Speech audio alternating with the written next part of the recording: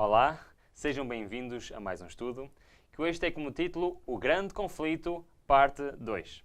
Semana passada nós iniciámos este estudo e vimos a origem do pecado, a origem do mal. Vimos que se iniciou no céu, num ser, o mais importante ser criado por Deus, Lúcifer. No seu coração se iniciou a revolta contra o Criador.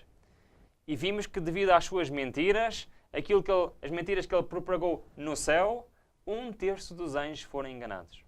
E ele e esse grande número de anjos foram expulsos do céu. Vimos também como é que se processou tudo isso, como é que foi essa expulsão e depois como é que eles vieram para aqui, para este mundo. Como Lúcifer, disfarçado de serpente, enganou a Eva e trouxe o pecado do céu para a terra. Aqui, agora, neste mundo, vivemos um mundo de pecado, vivemos um mundo de sofrimento, de dor, de morte. Porque Satanás, o originador de tudo isto, neste momento é o príncipe deste mundo. E hoje vamos ver o que é que nós temos a ver com isso. Qual o nosso lugar, qual o nosso papel no grande conflito. E, por fim, vamos ver como tudo isto terminará. E as duas opções que temos. Ou ficamos do lado de Deus, ou do lado de Satanás. O nosso lugar no grande conflito inicia com uma profecia. Uma profecia que já lemos no final do estudo da semana passada e que vamos voltar a ler, que se encontra em Gênesis 3:15, que nos diz o seguinte: E porei inimizade entre ti e a mulher, e entre a tua semente e a sua semente. Esta te ferirá a cabeça, e tu lhe ferirás o calcanhar. Se pegarmos nesta profecia, nós vemos que nós estamos implicados aqui no grande conflito. Mas se calhar estamos implicados de uma forma surpreendente. Porque nem todo o ser humano está contra Satanás. Olha, vamos ler. Grande Conflito 505 diz-nos: a sentença divina pronunciada sobre Satanás depois da queda do homem foi também uma profecia, abrangendo todos os séculos, até ao final do tempo, e prefigurando o grande conflito em que se empenhariam todas as raças dos homens que vivessem sobre a terra. Todos os homens que viveram sobre a terra estão no epicentro, estão no centro deste grande conflito. E quando Deus disse a Satanás, quando Deus declarou, porém, inimizade, esta inimizade não é entretida naturalmente. Quando o homem transgrediu a lei divina, sua natureza se tornou má. É verdade, nós temos propensão para o mal. E ficamos em harmonia com Satanás. E não em desacordo com ele. Não existe, por natureza, nenhuma inimizade entre o homem pecador e o originador do pecado. Por isso, quando Deus diz, eu porei inimizade entre ti e Satanás, isto é uma obra de Deus. Porque se não fosse Deus, todos nós estaríamos em harmonia com Satanás. O texto continua e diz-nos exatamente isso. Se Deus não se houvesse entreposto de maneira especial, Satanás e o homem teriam entrado numa aliança contra o céu. E ao invés de alimentar a inimizade contra Satanás, toda a família humana se teria unido em oposição a Deus. Satanás tentou o homem a pecar, assim como fizera com que os anjos se rebelassem para deste modo poder conseguir cooperação em sua luta contra o céu. Mas, quando Satanás ouviu a declaração de que existiria inimizade entre ele e a mulher, entre a sua semente e a semente dela, compreendeu que seus esforços para depravar a natureza humana seriam interrompidos, que por algum meio o homem seria habilitado a resistir ao seu poder. Satanás compreendeu naquele momento que a sua luta contra Cristo contra o Criador, iria implicar também o homem. Iria implicar lutar contra o homem. Porque Deus iria colocar no homem inimizade contra Satanás. Mas como é que se processa esta inimizade? Como é que nós podemos estar contra Satanás? O texto continua e diz-nos exatamente isto na página 506 do Grande Conflito. É a graça que Cristo implanta na alma, que cria no homem a inimizade contra Satanás. Sem esta graça que converte e este poder renovador, o homem continuaria cativo de Satanás, como servo sempre pronto a executar-lhe as ordens. Quem quer que se ache a aborrecer o pecado em lugar de o amar, que resista a essas paixões que têm dominado o interior e as vença, evidencia a operação de um princípio inteiramente de cima. Nós sabemos muito bem e sentimos muito bem esta ação de Deus em nós.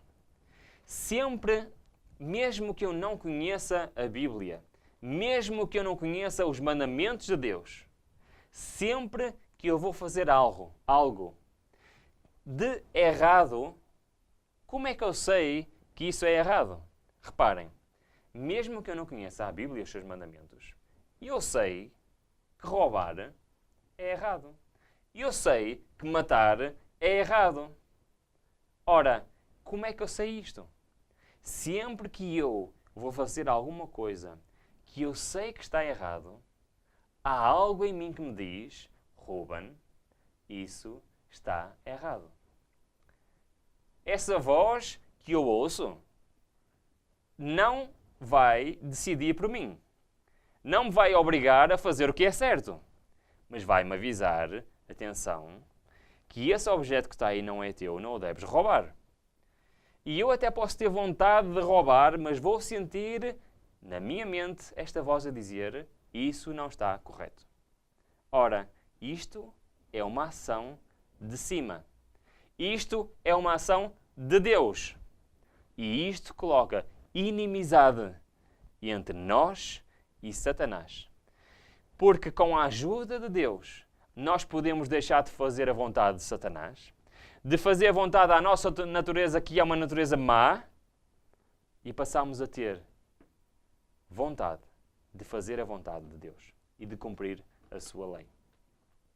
E isto é colocado em nós gratuitamente por Deus. Sabem, Deus ama-nos. Deus quer estar conosco para sempre. Deus quer que nós habitemos com Ele. Mas para isso, nós temos que decidir estar do lado dele.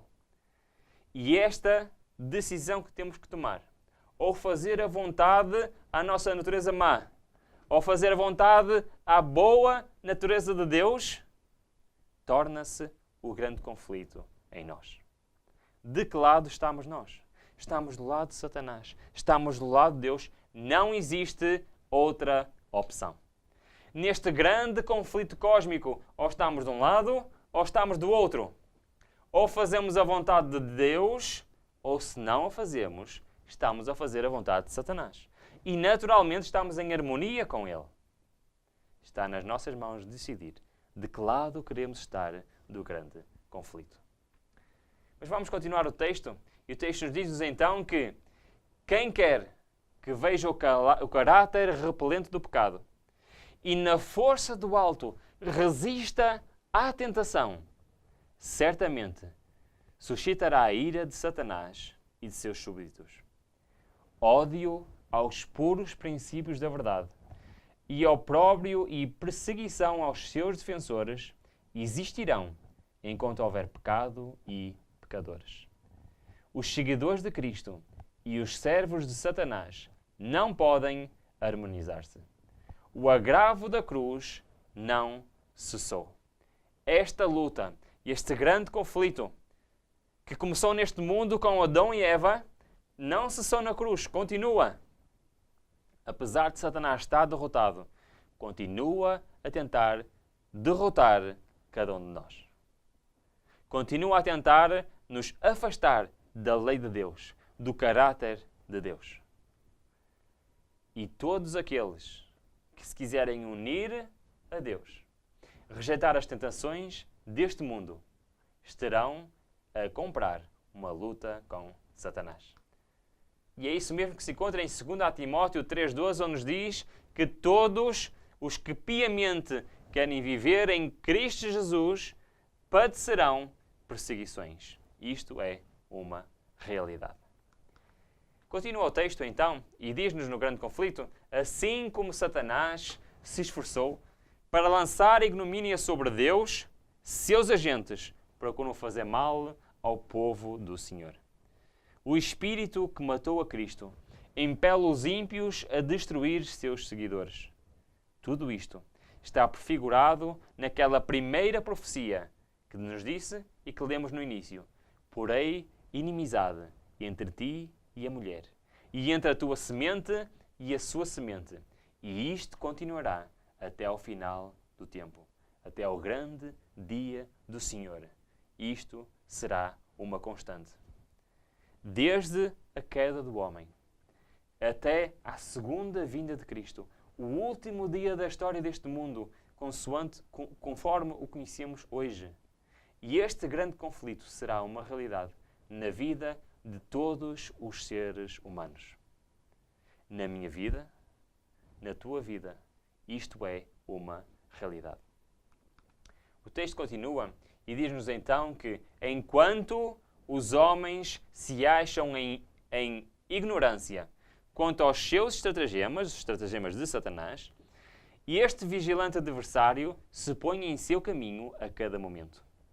Intromete-se em cada compartimento do lar, em toda a rua de nossas cidades, nas igrejas, nos conselhos nacionais, nos tribunais de justiça. Para quê?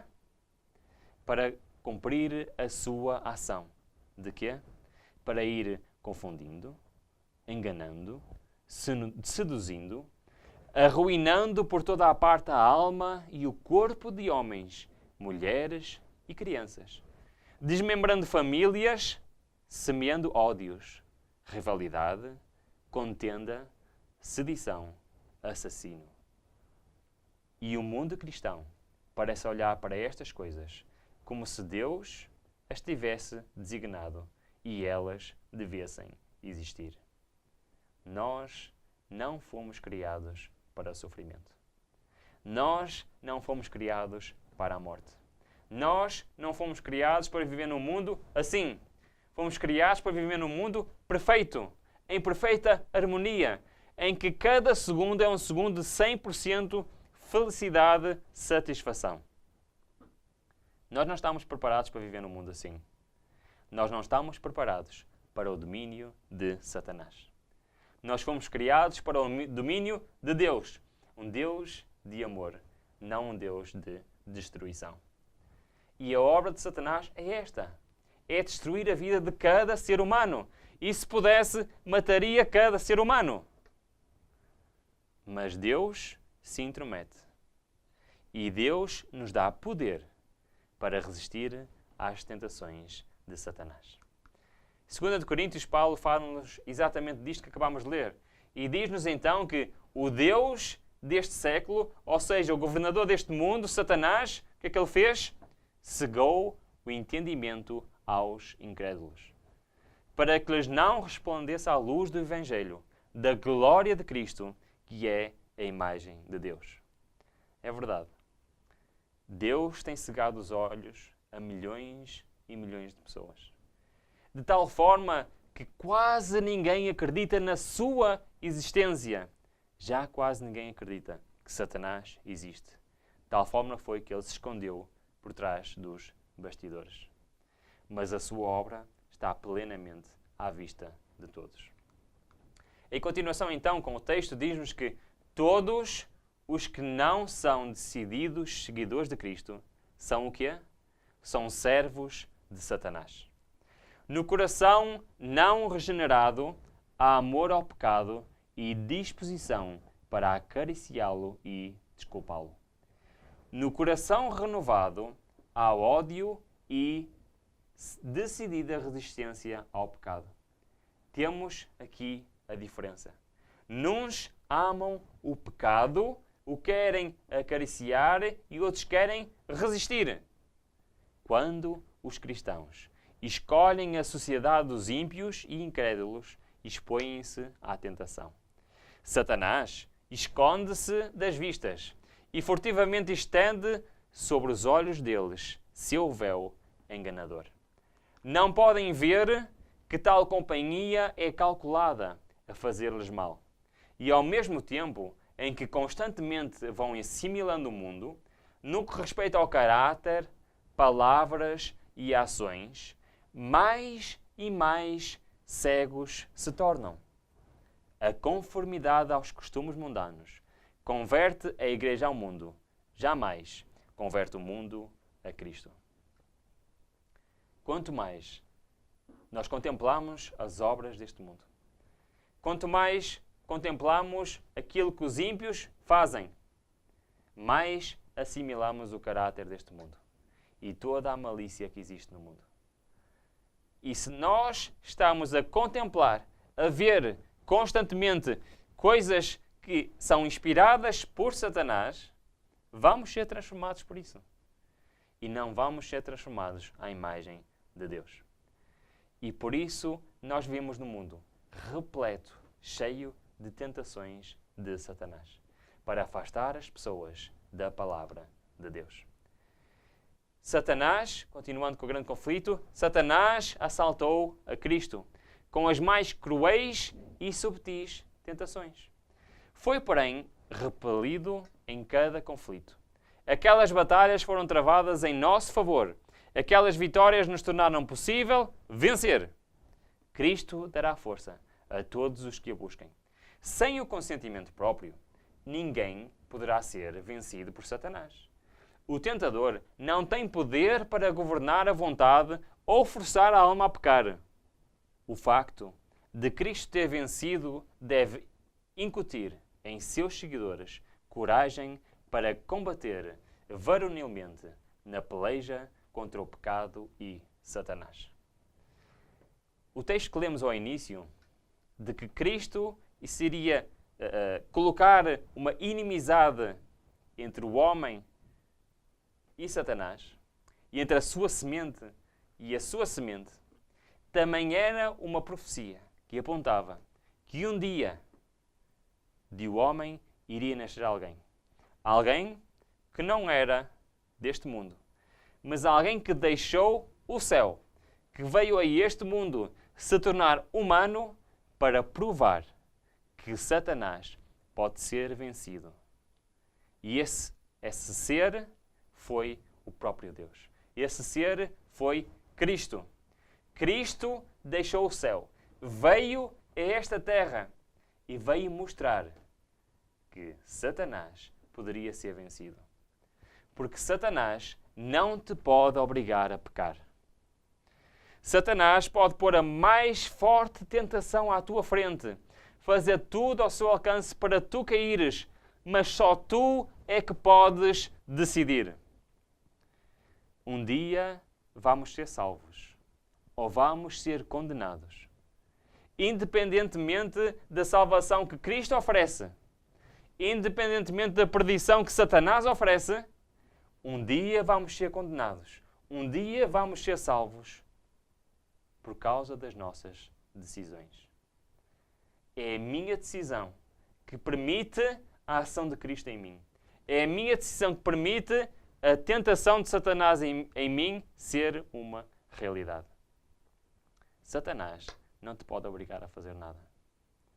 Somos nós, no final de contas, sempre que decidirmos. E por isso é possível viver como Cristo viveu.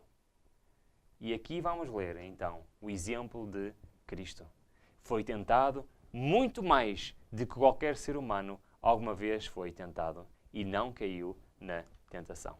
Lucas 4 fala-nos exatamente disto. Lucas 4:2 diz-nos: e 40 dias foi tentado pelo diabo. E naqueles dias não comeu coisa alguma, e terminado eles, teve fome. Ora, 40 dias em jejum.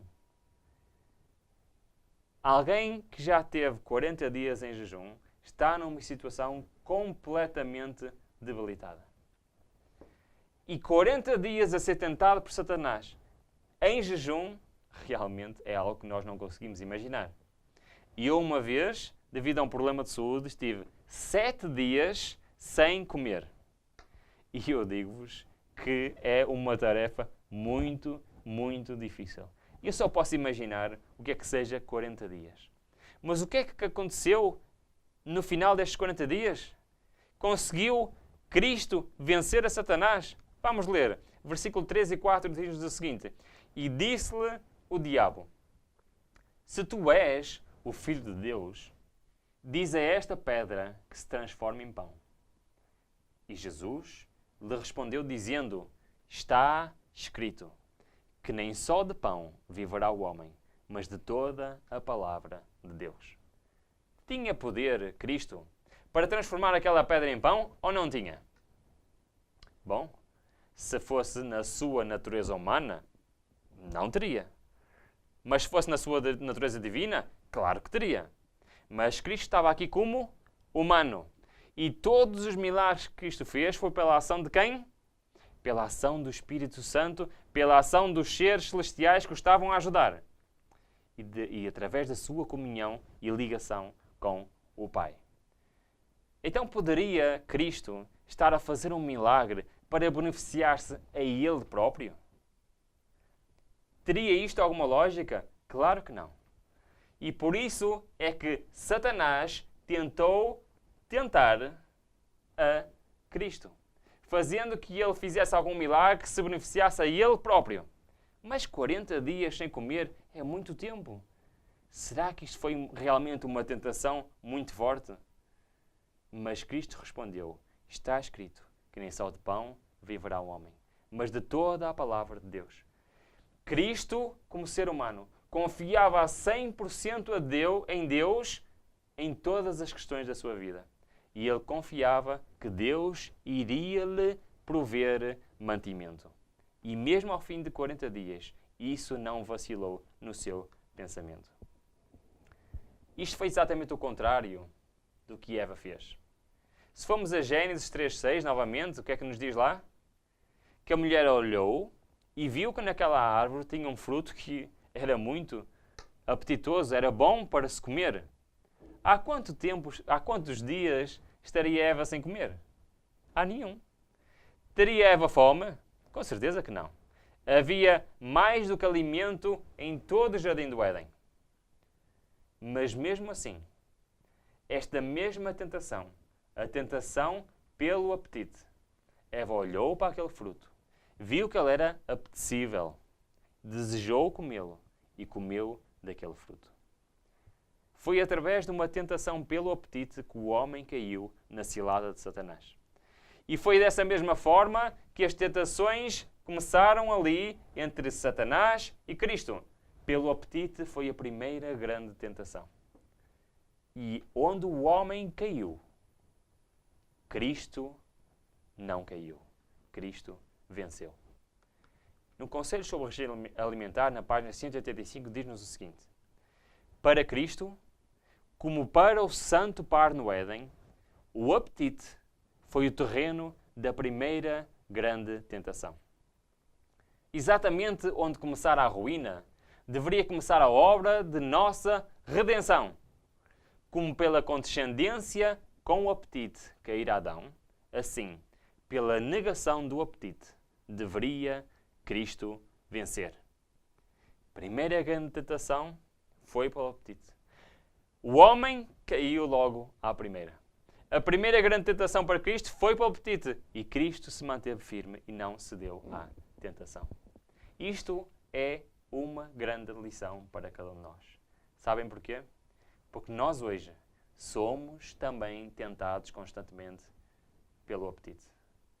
A Bíblia nos diz que nós somos o templo do Espírito Santo, que deveremos preservar o nosso corpo saudável, com uma alimentação saudável. E é isso que nós fazemos? De que lado estamos nós? Porquê é que nós não vamos buscar força a este exemplo de Cristo e aplicar na nossa vida? Ainda neste livro diz-nos o seguinte.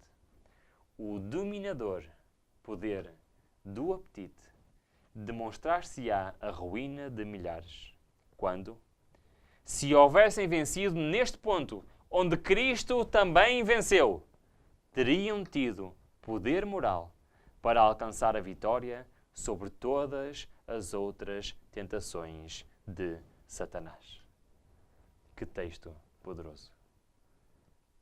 Naquele momento em que Cristo venceu a tentação do apetite, e Ele tinha poder moral para vencer todas as outras tentações de Satanás. E isto pode ser uma realidade também na nossa vida. Muitos desvalorizam a reforma da saúde, a alimentação saudável. Mas o texto inspirado que Deus diz-nos, se nós vencemos a tentação do apetite, teremos força moral para vencer todas as outras tentações de Satanás. Pensa exatamente neste texto. Mas o que é que aconteceu a seguir? Satanás continuou a tentar a Cristo. E em Lucas 4:5 diz-nos então a continuação desta história. Diz-nos então que o diabo levou-o a um alto monte. Mostrou-lhe no momento de tempo todos os reinos do mundo. E disse-lhe o diabo, dar-te-ei a ti todo este poder e a sua glória, porque a mim me foi entregue. E eu dou-o a quem quero. Portanto, se tu me adorares, tudo será teu. E Jesus respondeu dizendo-lhe, vai-te para trás de mim, Satanás, porque está escrito, adorarás o Senhor teu Deus, e só a Ele servirás. Citou Cristo Deuteronômio 6:13. A palavra de Deus estava no coração de Cristo. E quando veio mais uma tentação, o que é que ajudou Cristo? A palavra de Deus. E por isso ele citou Deuteronômio 6:13. Mais uma tentação. Continuamos então. Em Lucas 4:9 diz, levou-o também a Jerusalém. E pô-lo sobre o pináculo do templo e lhe disse, se tu és o Filho de Deus, lança-te daqui abaixo, porque está escrito. E Satanás citou Salmos 91:11, onde diz, mandará aos seus anjos acerca de ti, que te guardem, e que te sustentam nas mãos, para que nunca tropeces com o teu pé em pedra alguma. E Jesus respondeu e disse-lhe, dito está, e citou Deuteronômio 6:16, não tentarás ao Senhor teu Deus. É certo que os anjos tinham esta missão de proteger a Cristo. Assim como os anjos têm a missão de hoje proteger o povo de Deus. Deus quer te proteger, Deus quer me proteger a mim. Mas isso indica que nós podemos arriscar a nossa vida à vontade, que isso não é problema nenhum? Quer isto dizer que eu posso ir para a autoestrada conduzir a 250 a hora e que os anjos me vão guardar? Ou que posso me atirar de um penhasco porque os anjos me vão amparar? Claro que não. E era isto mesmo que Satanás estava a tentar fazer com Cristo. Podes perfeitamente saltar, os anjos vão te guardar. E Cristo respondeu, não tentarás o Senhor teu Deus. E isso mesmo nós não devemos fazer com a nossa vida. Não devemos arriscar a nossa vida, porque estaremos a tentar o Senhor nosso Deus. Porque nós neste mundo não lutamos apenas contra a nossa própria vontade, mas lutamos também contra a ação de Satanás, a ação de todos os seus seguidores que estão aqui a tentar derrotar o povo de Deus. E é exatamente isto que Paulo nos diz em Efésios. Em Efésios 6:12, onde nos diz, pois não é contra a carne e sangue que temos que lutar, mas sim contra principados, contra potestades, contra os príncipes do mundo destas trevas, contra as hostes espirituais da iniquidade, ou seja, do pecado, nas regiões celestes. Nós temos que lutar contra estas hostes. Nós temos que lutar contra estas forças do mal, que estão muitas vezes escondidas perante os nossos olhos, mas que estão a fazer a sua terrível obra. Mas nós não devemos ter medo, porque se estivermos do lado de Deus, quem poderá vencer? Do lado daquele que é o Rei, o Deus Todo-Poderoso, quem nos poderá vencer? Quem é Satanás ao lado de Deus? é apenas uma criatura. E é por isso que David, no Salmo 24, nos diz: quem é o Rei da Glória? O Senhor forte e poderoso. O Senhor poderoso na batalha. É este Senhor que pode estar ao nosso lado a batalhar por nós, se nós deixarmos que Ele faça a sua vontade na nossa vida. E, com o poder de Deus, poderemos vencer as tentações de Satanás. A história continua-nos. E se formos a Atos, no capítulo 4, nós vemos realmente que houve uma altura na história do mundo em que algo mudou no grande conflito. E essa altura foi precisamente há cerca de 2000 anos atrás. E em Atos 4 fala-nos exatamente disto, onde nos diz: seja conhecido de vós todos e de todo o povo de Israel, que em nome de Jesus Cristo, o Nazareno, aquele a quem vós crucificastes e a quem Deus ressuscitou dentre os mortos, em nome desse é que este está são diante de vós. E ele é a pedra que foi rejeitada por vós, os edificadores, a qual foi posta por cabeça de esquina. E em nenhum outro há salvação. Porque também debaixo do céu nenhum outro nome há, dado entre os homens, pelo qual devemos ser salvos. É verdade. A vitória, a salvação, é-nos dada por Cristo. Há 2000 anos atrás, na morte, na crucificação de Cristo e na sua ressurreição, a vitória está garantida. Só temos que aceitar. A vitória é-nos dada de graça. E nós só temos que aceitar. E aceitar este compromisso com Deus. Sabem porquê? Porque por causa deste sacrifício de Cristo, por causa da ressurreição de Cristo, já o destino, o resultado final deste grande conflito está estabelecido. E é por isso que João nos diz no capítulo 16, no versículo 11, diz-nos que porque o príncipe deste mundo, ou seja, Satanás, já está o quê? Já está condenado. A morte e a ressurreição de Cristo já condenou a Satanás. E ele já está derrotado. E ele sabe que está derrotado.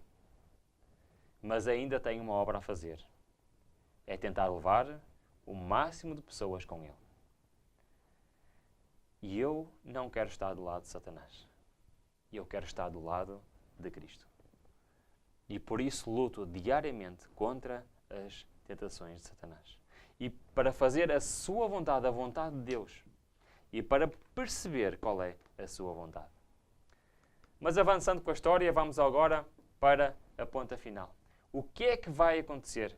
Como irá terminar este grande conflito? Nós já vimos onde ele começou, como ele veio para esta terra, de que maneira estamos envolvidos neste grande conflito. Já vimos que Satanás está derrotado.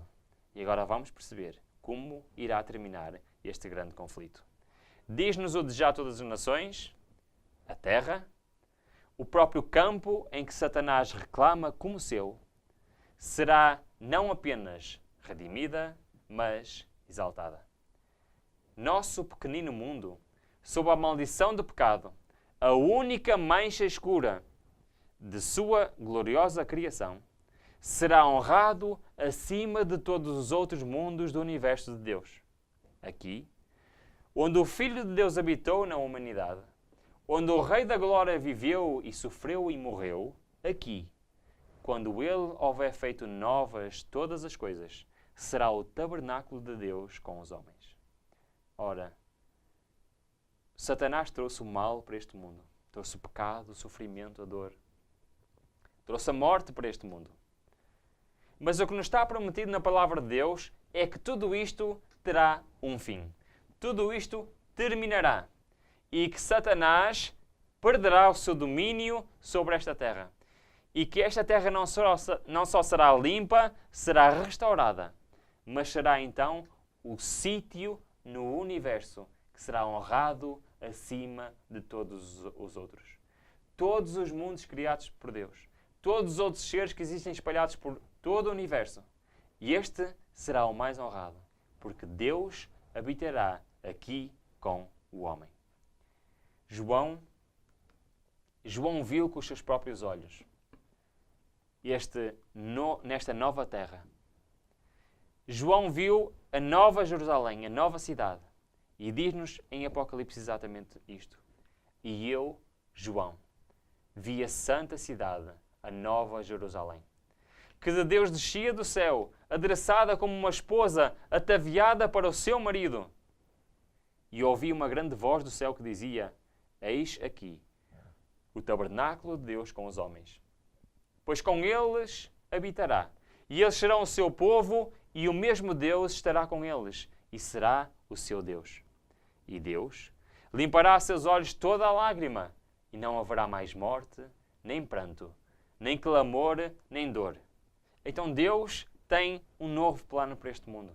Deus tem preparado um novo lugar para nós, para voltarmos a viver de acordo com o plano original.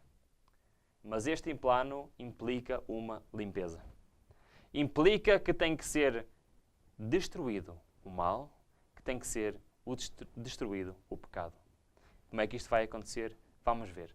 Grande Conflito, página 670, diz-nos o seguinte: o objetivo do grande rebelde foi sempre justificar-se e provar ser o governo divino responsável pela rebelião.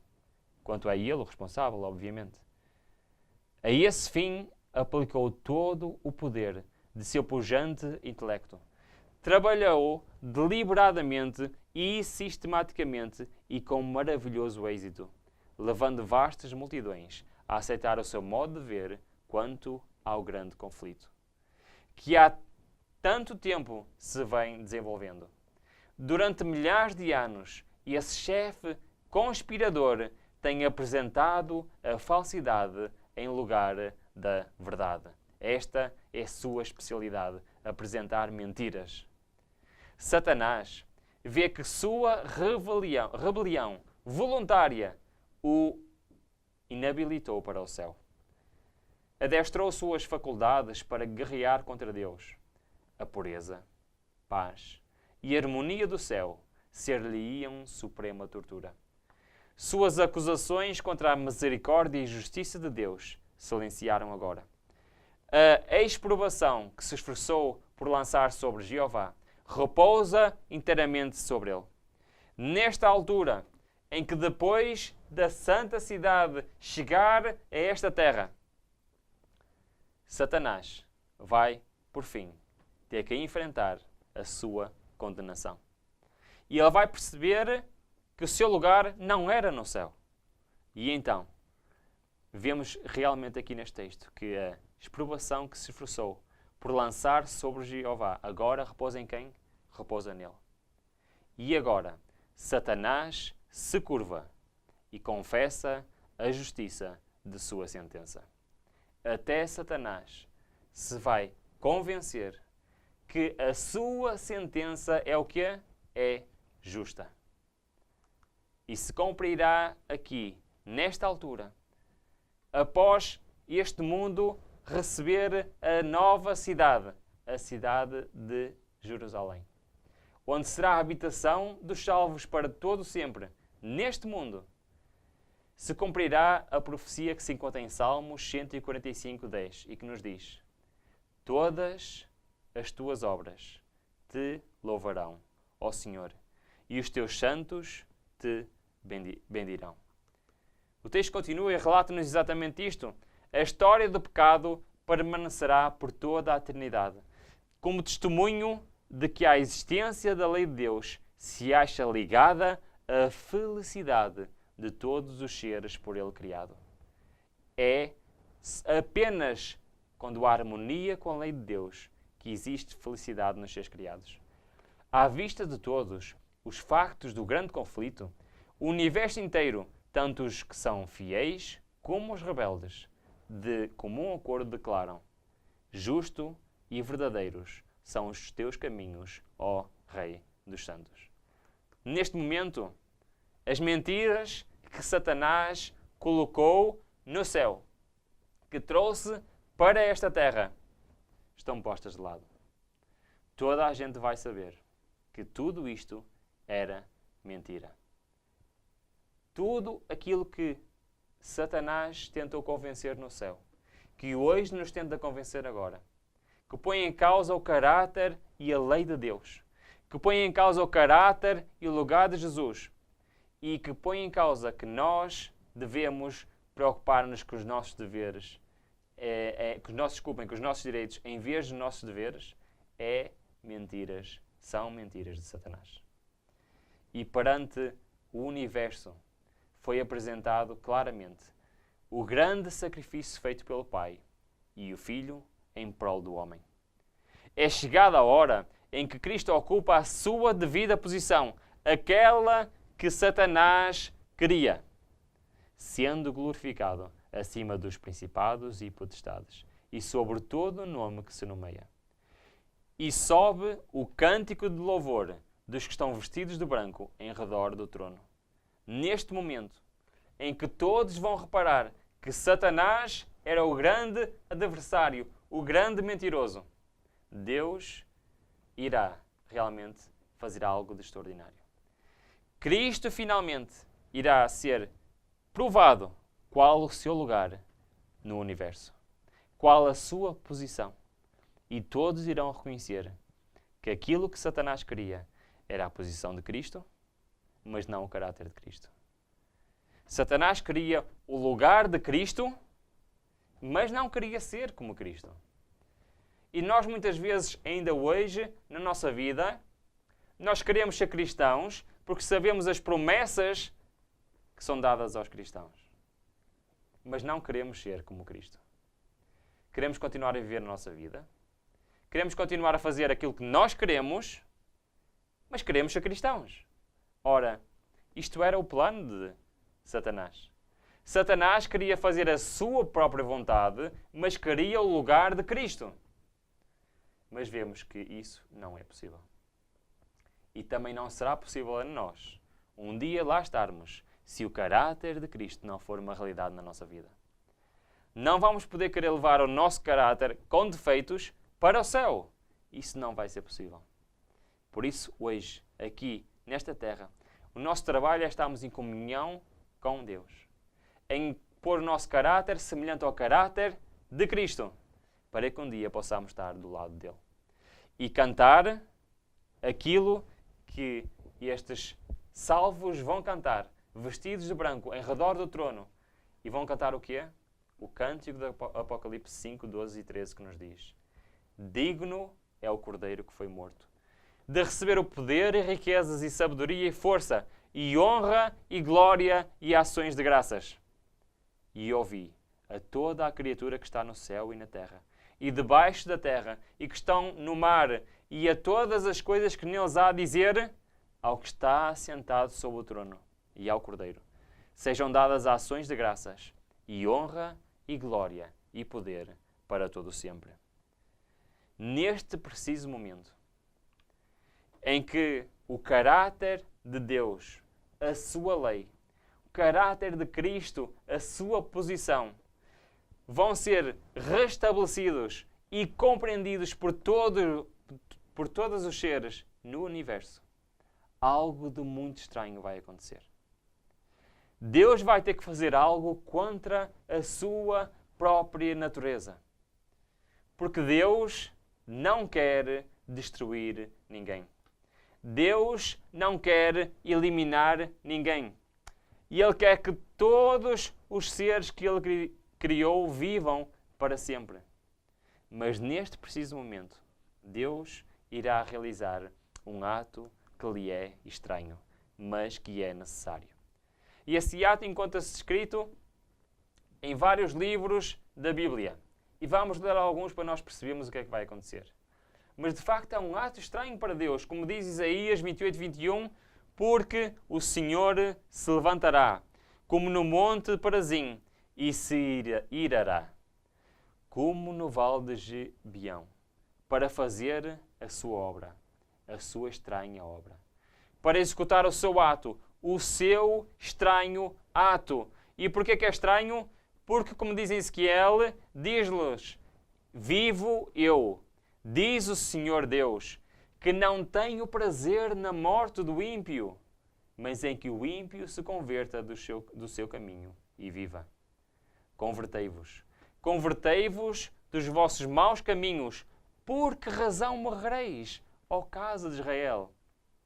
Sabem, Deus não quer a morte a ninguém. Deus não quer destruir ninguém, mas Ele precisa de destruir o pecado. Ele precisa de destruir o mal. E por isso, se nós em vez de estarmos do lado de Deus, estivermos do lado de Satanás, estivermos do lado dos ímpios, seremos destruídos. E será essa obra estranha, que irá ser uma realidade. E assim terminará o pecado, assim terminará o mal, assim terminará a morte e o sofrimento. Serão destruídos. Ezequiel 28 fala-nos exatamente isso, quando diz: pois que estimas o teu coração, como se for o coração de Deus.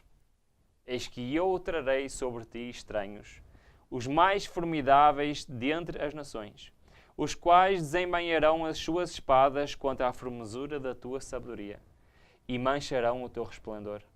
À cova te farão descer, e te farei perecer, ó querubim protetor, entre pedras afogueadas. Por terra te lancei, diante dos reis te pus, para que olhem para ti. E te tornarei em cinza sobre a terra, aos olhos de todos os que te veem. Em grande espanto te tornastes, e nunca mais serás para sempre. Temos aqui a descrição da destruição de Satanás. Satanás será destruído para sempre, mas ele não será destruído junto. Isaías 9 diz-nos que toda a armadura daqueles que pelejam com ruído e os vestidos que rolavam no sangue serão queimados. Servirão de pasto ao fogo. A indignação do Senhor está sobre todas as nações e o seu furor sobre todo o exército delas. E ele as destruiu completamente. Entregou-as à matança. Não só Satanás, mas todos os seus seguidores serão destruídos. Salmos 11. Fará chover sobre os perversos brasas de fogo e enxofre, e vento abrasador será a parte do seu cálice. Malaquias diz exatamente o mesmo, porque eis que aquele dia vem ardendo como fornalha. Todos os soberbos e todos os que cometem impiedade serão como a palha, e o dia que está para vir os abrasará. Diz o Senhor dos Exércitos, de sorte que lhes não deixará nem raiz, nem ramo, porque chegou o dia da vingança do Senhor, ano de retribuições pela luta de Sião. Esta obra é uma obra estranha para Deus. Deus não quer destruir ninguém. Mas Deus terá de purificar este mundo. Terá de purificar o universo. E todos aqueles que não quiserem ser um com Cristo serão destruídos. Estamos a chegar ao fim desta mensagem e da conclusão do grande conflito. Mas eu queria terminar não com uma visão de destruição, mas com uma visão de esperança e de alegria. Porque é certo que tem que ser destruído o mal. Mas o que é certo é que nós não precisamos de lá estar. E diz-nos o grande conflito, na página 672, que todos são punidos segundo as suas ações. Tendo sido os pecados dos justos transferidos para Satanás, tem ele de sofrer não somente pela sua própria rebelião, mas por todos os pecados que fez o povo de Deus cometer. Nas chamas purificadoras, os ímpios serão finalmente destruídos. Como vimos no texto do Velho Testamento, raiz e ramo. O que é que isto quer dizer? Satanás, a raiz, e seus seguidores, os ramos. A penalidade completa da lei foi aplicada. satisfeitas as exigências da justiça. E o céu e a terra, contemplando-o, declaram a justiça de Jeová. Está para sempre terminada a obra de ruína de Satanás. Durante 6.000 anos efetuou a sua vontade, enchendo a terra de miséria e causando pesar por todo o universo. A criação inteira tem igualmente gemido e estado em dores de parto. Agora, as criaturas de Deus estão para sempre livres da sua presença e tentações. Esta obra de Satanás chegará ao fim. Este grande conflito chegará ao fim. E todos aqueles que estiverem do lado de Deus voltarão a cumprir o propósito inicial desta terra, que era vivemos aqui para sempre. Esta é a nossa maior esperança. É neste sítio que eu quero estar, que eu quero viver para todo sempre, em companhia com Deus. E ser 100% feliz e sentir 100% paz todos os segundos para sempre e eternamente. Que visão maravilhosa. E isto será então o cumprimento daquilo que João viu em Apocalipse 21. O que é que ele viu? Vi o novo céu e uma nova terra, porque já o primeiro céu e a primeira terra passaram. E ouvi uma grande voz do céu que dizia: Eis aqui o tabernáculo de Deus com os homens. Pois com eles habitará, e eles serão o seu povo, e o mesmo Deus estará com eles e será o seu Deus. E Deus limpará de seus olhos toda a lágrima, e não haverá mais morte, nem pranto, nem clamor, nem dor.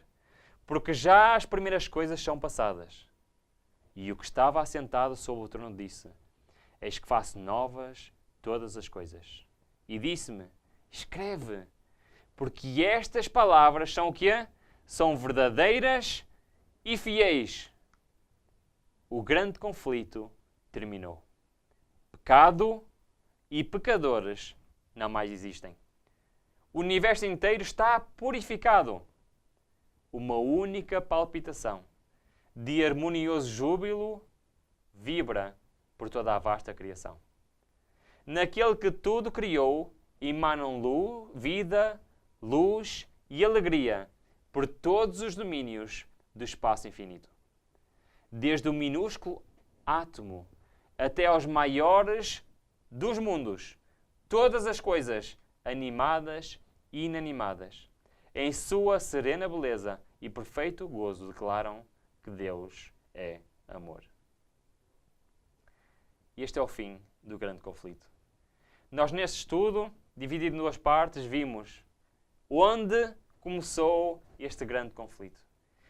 Quem é e como começou o pecado, quem o originou e quem é o responsável por todo o mal e por todo o sofrimento que hoje nós sentimos. Nós vimos como o pecado foi transferido do céu para a terra. Como Satanás enganou 1/3 dos anjos e depois enganou o ser humano. E como ele hoje é o príncipe deste mundo. Como nós, na nossa natureza, estamos em harmonia com Satanás. Mas que Deus coloque em nós a vontade, coloque em nós o poder, coloque em nós realmente esta esperança de um dia estar na pátria celestial. Se nós deixarmos as tentações de Satanás de lado e quisermos realmente ter uma comunhão verdadeira com Deus e com a sua palavra e fazer a sua vontade. Então nós vemos que durante a nossa existência neste mundo, o grande conflito é uma realidade na nossa vida. E o grande conflito na nossa vida é que vai decidir de que lado estaremos um dia, quando este grande conflito terminar. A minha oração, o meu desejo, é que estejamos do lado certo. Que possamos deixar com que Deus trabalhe no nosso coração, nos transforme, por forma a termos o caráter de Cristo refletido na nossa vida e nas nossas ações. Para que um dia possamos realmente estar do lado certo. E em vez de sermos destruídos para sempre, vivermos para sempre. Que este possa ser o teu desejo. Que este possa ser o meu desejo. É a minha oração agora. Amém.